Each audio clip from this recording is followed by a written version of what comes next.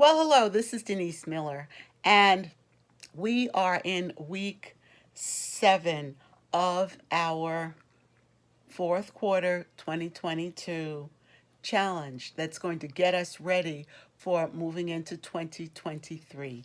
And we have begun by speaking of the state of your life. And we've been covering different topics if you're just tuning in.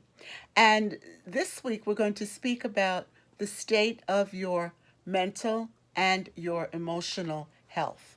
Now, I needed to look up the difference between them because I really was not sure.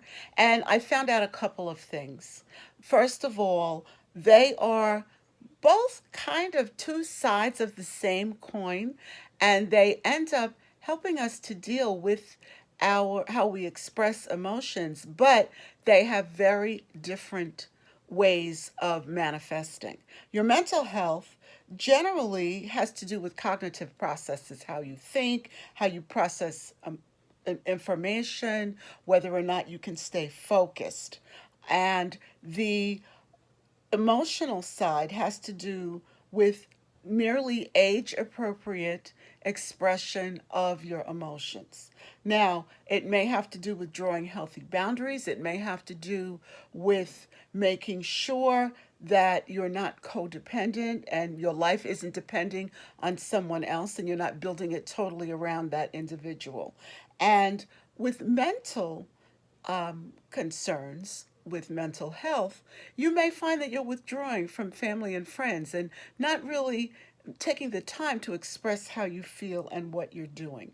And both of these things may show up in terms of things like depression or fear or anxiety, and they can be caused by stress and worry. So, although I am not a mental health professional, I would certainly suggest that if you have any of the issues that I'm speaking of, that you would take time to visit a mental health professional. I took a look also at another site, and it talked about mental health having to deal with cognitive processes, having to deal with disorders and disabilities that are classified medically, and that they have a much broader range, whereas emotional issues have to do with things that don't necessarily have to do with intense medical intervention, although sometimes they do. It has to do, again, with expressing feelings and sometimes with the way that one manifests their social skills.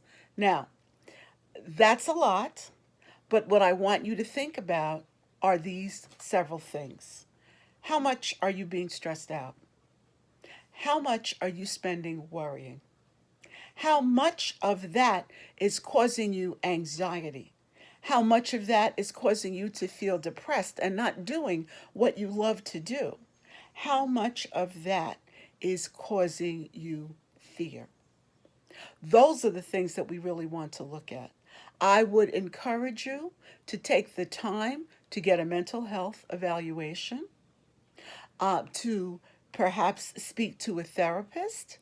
Therapy is something that we don't like to do, and especially in special communities, but therapy is sometimes necessary just to get us back on track, because you will not be able to go through 2023 well if you are limping along with broken or hurting emotions and with mental issues that are causing you to shrink back from what you are capable of doing.